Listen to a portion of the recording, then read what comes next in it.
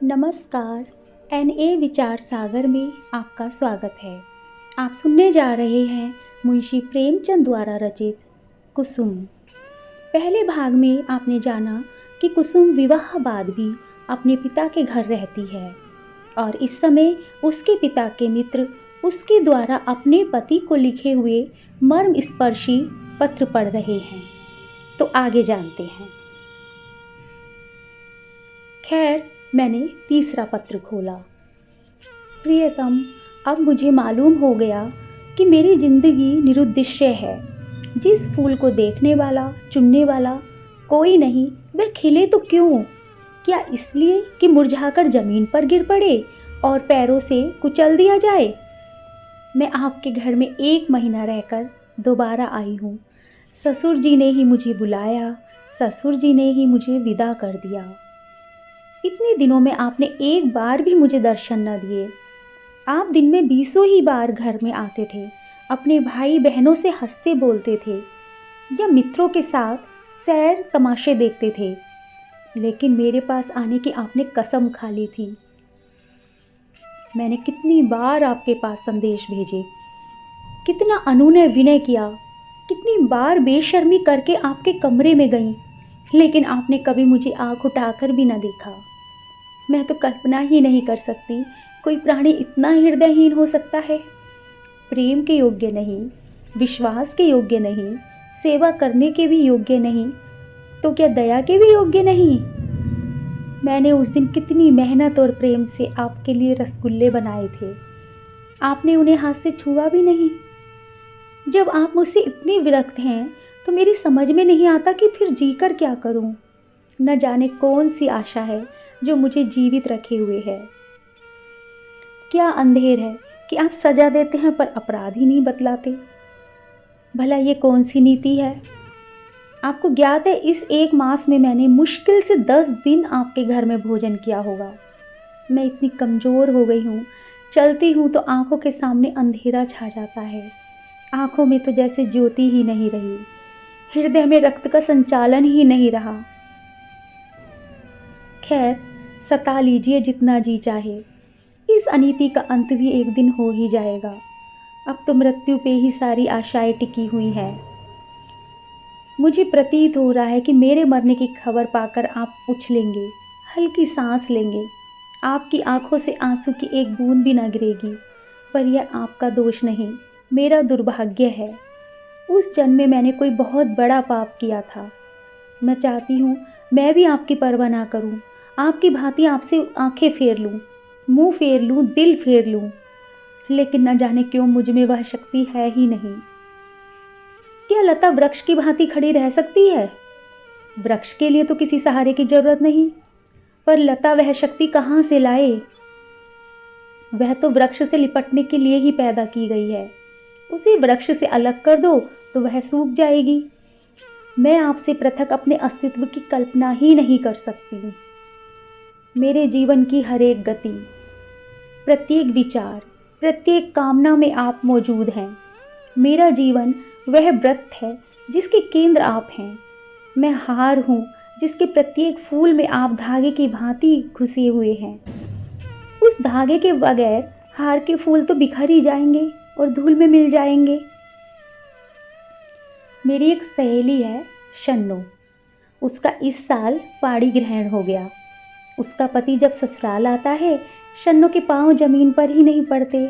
दिन भर में न जाने कितने रूप बदलती है। मुख कमल खिल जाता है, उल्लास संभाले नहीं संभलता, उसे बिखेरती लुटाती चलती है।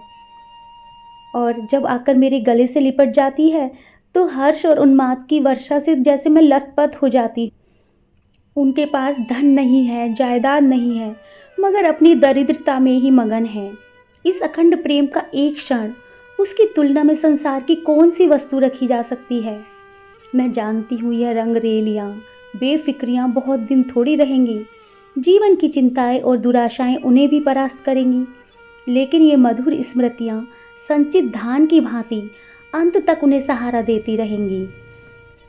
प्रेम में भीगी हुई सूखी रोटियाँ, प्रेम में रंगे हुए मोटे कपड़े और प्रेम के प्रकाश से आलोकित छोटी सी कोठरी अपनी इस विपन्नता में भी वह स्वाद, वह शोभा और वह विश्राम रखती है जो शायद देवताओं को स्वर्ग में भी नसीब नहीं।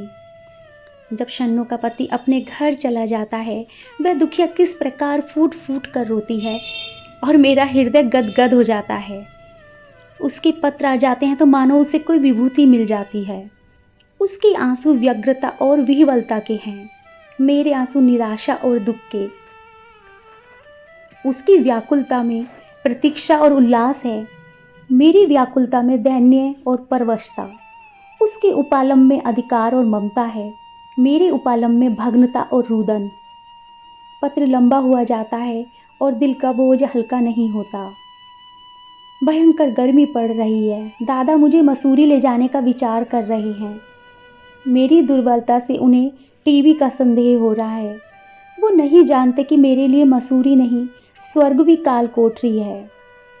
अभागिन कुसुम। मेरे पत्थर के देवता, कल मसूरी से लौट आई। लोग कहते हैं बड़ा स्वास्थ्यवर्धक और रमणीक स्थान है। होगा, मैं तो एक दिन भी कमरे से ना निकली। भग्न हृदयों के लिए तो सारा संसार सूना है। मैंने रात एक बड़े मज़े का सपना देखा, बतलाऊं? पर क्या फ़ायदा, न जाने क्यों मैं अब भी मौत से डरती हूँ।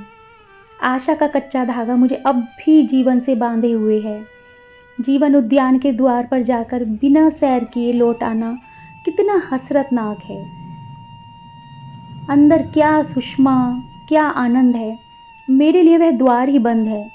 कितनी अभिलाषाओं से विहार का आनंद उठाने चली थी, पर मेरे पहुंचते ही द्वार बंद हो गया। अच्छा बतलाओ, मैं मर जाऊंगी तो मेरी लाश पर आंसू की 2 बूंदें गिराओगे? जिसकी जिंदगी भर की जिम्मेदारी ली थी, जिसकी सदैव के लिए बाहाँ पकड़ी थी, क्या उसके साथ इतनी भी उदारता ना करोगे? मरने वालों के अपराध सभी क्षमा कर दिया करते हैं, तुम भी क्षमा कर देना। आकर मेरे शव को अपने हाथों से नहलाना, अपने हाथ से सुहाग का सिंदूर लगाना, अपने हाथ से सुहाग की चूड़ियाँ पहनाना, अपने हाथ से मेरे मुंह में गंगा जल डालना, 2-4 पग कंधा दे देना। बस मेरी आत्मा संतुष्ट हो जाएगी और तुम्हें आशीर्वाद देगी। मैं वचन देती हूँ, मालिक के दरबार में तुम्हारा यश गाऊंगी। क्या यह भी महंगा सौदा है? इतने से शिष्टाचार से तुम अपनी सारी जिम्मेदारियों से मुक्त हुए जाते हो। मुझे विश्वास होता कि तुम इतना शिष्टाचार करोगे तो मैं कितनी खुशी से मौत का स्वागत करती। लेकिन मैं तुम्हारे साथ अन्याय ना करूँगी। तुम कितने ही निष्ठुर हो, इतने निर्दयी नहीं हो सकते। मैं जानती हूँ तुम यह समाचार पाते ही आओगे और शायद एक क्षण के लिए मेरी शोक मृत्यु पर तुम्हारी आंखें रो पड़ें। कहीं मैं अपने जीवन में वह शुभ अवसर देख सकती। अच्छा, क्या एक प्रश्न पूछूं? नाराज मत होना। क्या मेरी जगह किसी और सौभाग्यवती ने ले ली है? अगर ऐसा है तो बधाई। जरा उसका चित्र मेरे पास भेज देना। मैं उसकी पूजा करूंगी, उसके चरणों पर शीश नवाऊंगी। मैं जिस देवता को प्रसन्न न कर सकी, उसी देवता से उसने वरदान प्राप्त कर लिया। ऐसी सौभाग्य के तो चरण धो धो कर पीने चाहिए। मेरी हार्दिक इच्छा है कि तुम उसके साथ सुखी रहो। यदि मैं उस देवी की कुछ सेवा कर सकती, तुम्हारे किसी भी काम आ सकती। अब मुझे केवल उसका शुभ नाम और स्थान बता दो। मैं सिर के बल दौड़ी हुई उसके पास आऊँगी और कहूँगी, देवी तुम्हारी लोंडी हूँ, इसलिए कि तुम मेरे स्वामी की प्रेमिका हो। मुझे अपने चरणों में शरण दो। मैं तुम्हारे लिए फूलों की सेज बिछाऊंगी, तुम्हारी मांग मोतियों से भरूंगी, तुम्हारी एड़ियों में महावर रचाऊंगी। यह मेरे जीवन की साधना होगी। यह ना समझना कि मैं जलूंगी या कुड़ूंगी। जलन तब होती है जब कोई मुझसे मेरी वस्तु छीन रहा हो। जिस वस्तु को अपना समझने का मुझे कभी सौभाग्य ना हुआ, उसके लिए मुझे जलन क्यों होगी? अभी बहुत कुछ लिखना था, लेकिन डॉक्टर साहब आ गए। बेचारे हृदय दाह को टीबी समझ रहे हैं। दुख की सताई हुई कुसुम। इन दोनों पत्रों ने धैर्य का प्याला भर दिया। मैं बहुत ही आवेशहीन आदमी हूँ। भावुकता मुझे छू भी नहीं गई। क्या वस्तु दिल से निकलती है? क्या वस्तु केवल मर्म को स्पर्श करने के लिए लिखी गई? यह वेद बहुधा मेरे साहित्यिक आनंद में बाधक हो जाता है, लेकिन इन पत्रों ने मुझे आपे से बाहर कर दिया। एक स्थान पर तो सचमुच मेरी आंखें भर आईं। यह भावना कितनी वेदनापूर्ण थी कि वही बालिका जिस पर माता पिता प्राण छिड़कते रहते थे, विवाह होते ही इतनी विपदग्रस्त हो जाए। विवाह क्या हुआ, मानो उसकी तो चिता बन गई। उसकी मौत का परवाना लिखा गया। इसमें संदेह नहीं कि ऐसी वैवाहिक दुर्घटनाएं कम होती हैं, लेकिन समाज की वर्तमान दशा में उनकी संभावना बनी रहती है। जब तक स्त्री पुरुष के अधिकार समान न होंगे, ऐसे आघात नित्य होते रहेंगे। दुर्बल को सताना कदाचित प्राणियों का स्वभाव है। तुम्हारे दो नौकर एक ही श्रेणी को हो, उनमें कभी झगड़ा ना होगा, लेकिन आज उनमें से एक को अफसर और दूसरे को उसका मातहत बना दो। फिर देखो अफसर साहब अपने मातहत पर कितना रोब जमाते हैं। मुझे तो इसमें संदेह है, हम आज जिसे स्त्री पुरुषों में प्रेम कहते हैं, वह वही प्रेम है जो स्वामी को अपने पशु से होता है। पशु सिर झुकाए काम किए चला जाए, स्वामी उसे भूसा और खली भी देगा, उसकी देह भी सहलाएगा, उसे आभूषण भी पहनाएगा। लेकिन जानवर ने जरा चाल धीमी की, जरा गर्दन टेढ़ी की, मालिक का चाबुक पीठ पर पड़ा। इसे प्रेम नहीं कहते। खैर, मैंने 5वां पत्र खोला, जैसा मुझे विश्वास था। आपने मेरे पिछले पत्र का भी उत्तर ना दिया। इसका खुला हुआ अर्थ है कि आपने मुझे परित्याग करने का संकल्प कर लिया है। जैसी आपकी इच्छा। पुरुष के लिए स्त्री पांव की जूती है, स्त्री के लिए तो पुरुष देव तुल्य है, बल्कि देवता से भी बढ़कर। विवेक का उदय होते ही वह पति की कल्पना करने लगती है। मैंने भी वही किया। जिस समय मैं गुड़िया खेलती थी, उसी समय आपने गुड्डे के रूप में मेरे मनोदेश में प्रवेश किया। मैंने आपके चरणों को पखारा, माला, फूल और नैवेद्य से आपका सत्कार किया। कुछ दिनों के बाद कहानियाँ सुनने और पढ़ने की चाह पड़ी। तब आप कथाओं के नायक के रूप में मेरे घर आए। मैंने आपको हृदय में स्थान दिया। बाल्यकाल ही से आप किसी न किसी रूप में मेरे जीवन में घुसे रहे। ये भावनाएं मेरे अंतस्थल की गहराइयों तक पहुंच गईं। मेरे अस्तित्व का एक एक अणु उन भावनाओं से गुथा हुआ है। उन्हें दिल से निकाल डालना सहज नहीं है। उसके साथ मेरे जीवन के परमाणु भी बिखर जाएंगे, लेकिन आपकी यही इच्छा तो यही सही। मैं आपकी सेवा में सब कुछ करने को तैयार थी। आपकी सेवा में मिट जाना ही मेरे जीवन का उद्देश्य था।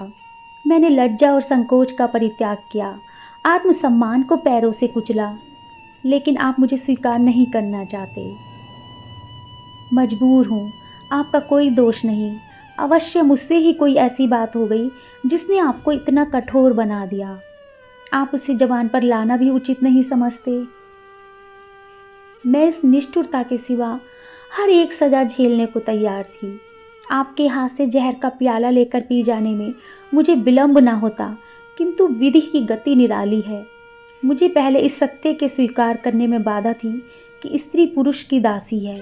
मैं उसे पुरुष की सहचरी अर्धांगिनी समझती थी, पर अब मेरी आँख खुल गई। मैंने कई दिन हुए एक पुस्तक में पढ़ा था कि आदिकाल में स्त्री पुरुष की उसी तरह संपत्ति थी जैसे गाय, बैल या खेत बाड़ी। पुरुष को अधिकार था स्त्री को बेचे या मार डाले। विवाह की प्रथा उस समय केवल यह थी कि वर पक्ष अपने सूर सामंतों को लेकर सशस्त्र आता था, कन्या को उड़ा ले जाता था। कन्या के साथ कन्या के घर में रुपया, पैसा, अनाज, पशु, जो भी उसके हाथ लग जाए उसे भी उठा ले जाता था। वह स्त्री को अपने घर ले जाकर उसके पैरों में बेड़ियां डालकर घर के अंदर बंद कर देता था। उसके आत्मसम्मान के भाव को मिटाने के लिए यह उपदेश दिया जाता था कि पुरुष ही उसका देवता है, सुहाग स्त्री की सबसे बड़ी विभूति है। आज कई हजार वर्षों के बीतने पर भी पुरुष के उस मनोभाव में कोई परिवर्तन नहीं हुआ। आज मुझे मालूम हुआ कि उस लेखक ने स्त्री समाज की दशा का कितना सुंदर निरूपण किया था। अब आपसे मेरा सविनय अनुरोध है, और यही अंतिम अनुरोध है कि आप मेरे पत्रों को लौटा दें। आपके दिए हुए गहने और कपड़े अब मेरे किसी काम के नहीं। इन्हें अपने पास रखने का मुझे कोई अधिकार नहीं। आप जिस समय चाहें वापस मंगवा लें। मैंने उन्हें एक पोटली में बंद करके अलग रख दिया है।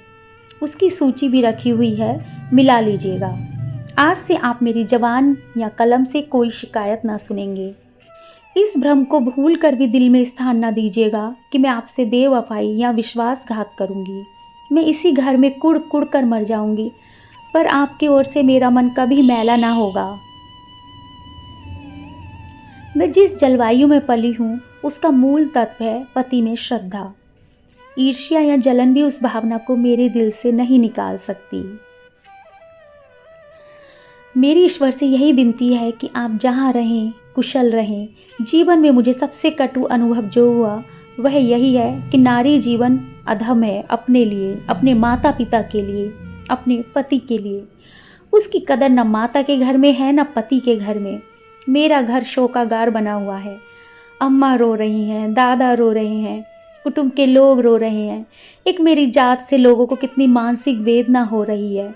कदाचित वे सोचते होंगे यह कन्या कुल में ना आती तो अच्छा होता, मगर सारी दुनिया एक तरफ हो जाए, आपके ऊपर विजय नहीं पा सकती। आप मेरे प्रभु हैं, आपका फैसला अटल है। उसकी कहीं अपील नहीं, कहीं फरियाद नहीं। खैर, आज से यह कांड समाप्त हुआ। अब मैं हूँ और मेरा दलित भग्न हृदय। हसरत यही है कि आपकी कुछ सेवा ना कर सकी। अभागिनी कुसुम। मालूम नहीं मैं कितनी देर तक मूक वेदना की दशा में बैठा रहा कि महाशय नवीन बोले, आपने इन पत्रों को पढ़कर क्या निश्चय किया? मैंने रोते हुए हृदय से कहा, अगर इन पत्रों ने उस नर पिशाच के दिल पर कोई असर नहीं किया तो मेरा पत्र भला क्या असर करेगा? इससे अधिक करुणा और वेदना मेरी शक्ति के बाहर है। ऐसा कौन सा धार्मिक भाव है जिसे इन पत्रों में स्पर्श न किया गया हो? दया, लज्जा, तिरस्कार, न्याय, मेरे विचार में तो कुसुम ने कोई पहलू छोड़ा ही नहीं। मेरे लिए अब यही अंतिम उपाय है, उस शैतान के सिर पर सवार हो जाऊं, उससे मुंह दर मुंह बातें करके इस समस्या की तह तक पहुंचने की चेष्टा करूं। अगर उसने मुझे कोई संतोषप्रद उत्तर ना दिया तो मैं उसका और अपना खून एक कर दूंगा। या तो मुझी को फांसी होगी या वही काले पानी जाएगा। कुसुम ने जिस धैर्य और साहस से काम लिया वह सराहनीय है। आप उसे सांत्वना दीजिएगा। मैं आज रात की गाड़ी से मुरादाबाद जाऊंगा और परसों तक जैसी कुछ परिस्थिति होगी उसकी आपको सूचना दूंगा। मुझे तो यह कोई चरित्रहीन और बुद्धिहीन युवक मालूम होता है। मैं उस बहक में जाने क्या क्या बकता रहा। इसके बाद हम दोनों भोजन करके स्टेशन चले। वह आगरे गए, मैंने मुरादाबाद का रास्ता लिया। उनके प्राण अभी भी सूखे जा रहे थे कि क्रोध के आवेश में कोई पागलपन न कर बैठूं। मेरे बहुत समझाने पर उनका चित्त शांत हुआ। मैं प्रातःकाल मुरादाबाद पहुंचा और जांच शुरू कर दी। इस युवक के चरित्र के विषय में जो संदेह था वो गलत निकला। मोहल्ले में, कॉलेज में, इष्ट मित्रों में सभी उसके प्रशंसक थे। अंधेरा और गहरा होता चला गया। संध्या समय में उसके घर जा पहुंचा। जिस निष्कपट भाव से वो दौड़कर मेरे पाँव पे झुका वह मैं कभी नहीं भूल सकता। ऐसा सुशील विनीत युवक मैंने कभी नहीं देखा। बाहर और भीतर में इतना आकाश पाताल का अंतर। मैंने कुशल क्षेम और शिष्टाचार के 2-4 वाक्यों के बाद पूछा कि तुमसे मिलकर चित्त प्रसन्न हुआ, लेकिन कुसुम ने क्या अपराध किया जिसका तुम उसे इतना कठोर दंड दे रहे हो? उसने तुम्हारे पास कई पत्र लिखे, तुमने एक का भी उत्तर ना दिया। वह 2-3 बार यहाँ भी आई, तुम उससे बोले तक नहीं। क्या उस निर्दोष बालिका के साथ तुम्हारा यह अन्याय नहीं है? युवक ने लज्जित भाव से कहा, बहुत अच्छा होता कि आपने इस प्रश्न को उठाया ही ना होता। इसका जवाब देना मेरे लिए बहुत मुश्किल है। मैंने तो इसे आप लोगों के अनुमान पर छोड़ दिया था, लेकिन इस गलतफहमी को दूर करने के लिए मुझे अब कहना ही पड़ेगा। यह कहते कहते वो चुप हो गया। युवक ने सकुचाते हुए कहा, संभव है आप मुझे अत्यंत लोभी, कमीना, स्वार्थी समझें, लेकिन यथार्थ यह है कि इस विवाह से मेरी वो अभिलाषा पूरी ना हुई जो मुझे प्राणों से भी प्रिय थी। मैं विवाह पर रजामंद न था, अपने पैरों में बेड़ियां न डालना चाहता था, किंतु जब महाशय नवीन बहुत पीछे पड़ गए और उनकी बातों से मुझे ये आशा हुई कि वो सब प्रकार से मेरी सहायता करने को तैयार हैं, तब मैं राजी हो गया। पर विवाह होने के बाद उन्होंने मेरी बात भी ना पूछी, मुझे एक पत्र भी ना लिखा कि कब तक वो मुझे विलायत भेजने का प्रबंध करेंगे। हालांकि मैंने अपनी इच्छा उन पर पहले ही प्रकट कर दी थी, पर उन्होंने मुझे निराश करना ही उचित समझा। उनकी इस अकृपा ने मेरे सारे मंसूबे धूल में मिला दिए। मेरे लिए अब इसके सिवा और क्या रह गया कि LLB पास कर लूं और कचहरी में जूती फटफटाता फिरूं। मैंने पूछा, आखिर तुम नवीन जी से क्या चाहते हो? लेन देन में तो उन्होंने कोई शिकायत का अवसर नहीं दिया, और तुम्हें विलायत भेजने का खर्च वो तो उनके काबू से बाहर हो शायद। युवक ने सिर झुकाकर कहा, तो यह उन्हें पहले ही मुझसे कहना चाहिए था, फिर मैं विवाह ही क्यों करता। उन्होंने चाहे कितना ही खर्च कर डाला हो, इससे मेरा क्या भला हुआ। दोनों तरफ से 10-12 हज़ार रुपये खाक में मिल गए, और साथ ही मेरी अभिलाषाएं भी खाक में मिल गई। पिताजी पर तो कई हजार का ऋण हो गया, अब वो तो मुझे इंग्लैंड नहीं भेज सकते। क्या पूज्य नवीन जी चाहते तो मुझे इंग्लैंड ना भेज देते? उनके लिए 10-5 हज़ार की कोई हकीकत नहीं।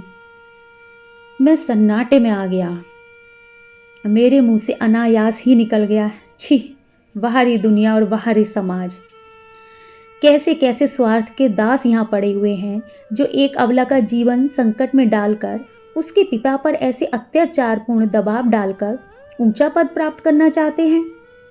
विद्या अर्जन के लिए विदेश जाना बुरी बात नहीं, ईश्वर सामर्थ्य दे तो शौक से जाओ, किंतु पत्नी का परित्याग करके ससुर पर इसका भार रखना निर्लज्जता की पराकाष्ठा है।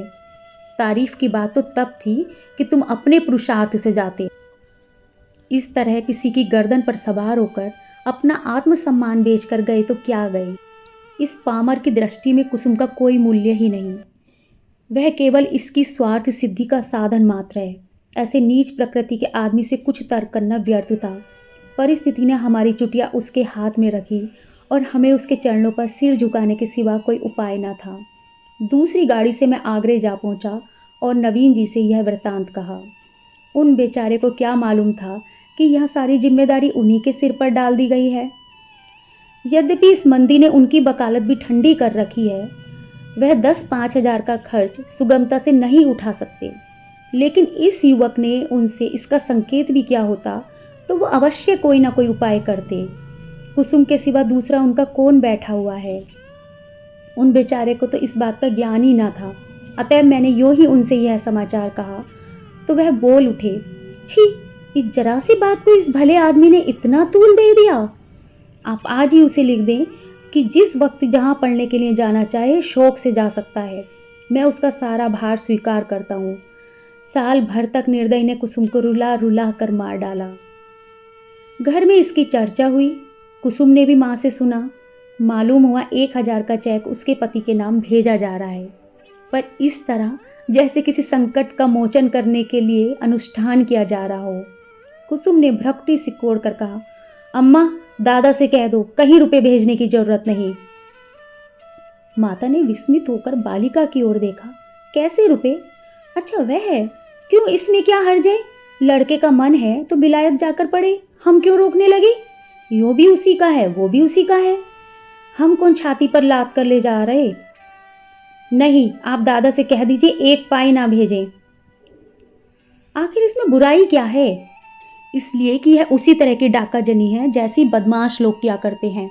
किसी आदमी को पकड़कर ले गए और उसके घर वालों से उसके मुक्ति धन के तौर पर अच्छी खासी रकम ऐंठ ली।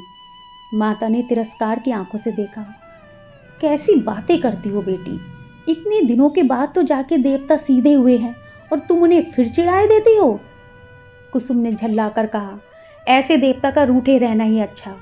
जो आदमी इतना स्वार्थी, इतना दम्भी, इतना नीच है, उसके साथ मेरा निर्वाह ना होगा। मैं कहे देती हूँ, वहां रुपए गए तो मैं जहर खा लूंगी, और इसे दिल लगी ना समझना। मैं ऐसे आदमी का मुंह भी नहीं देखना चाहती। दादा से कह देना, और अगर तुम्हें डर लगता हो तो मैं खुद कह दूं। मैंने स्वतंत्र रहने का निश्चय कर लिया है।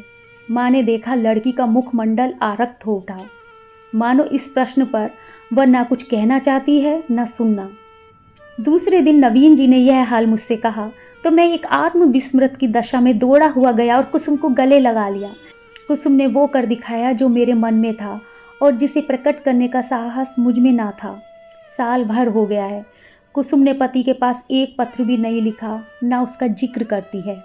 नवीन जी ने कई बार जमाई को मना लाने की इच्छा प्रकट की, पर कुसुम उसका नाम भी नहीं सुनना चाहती।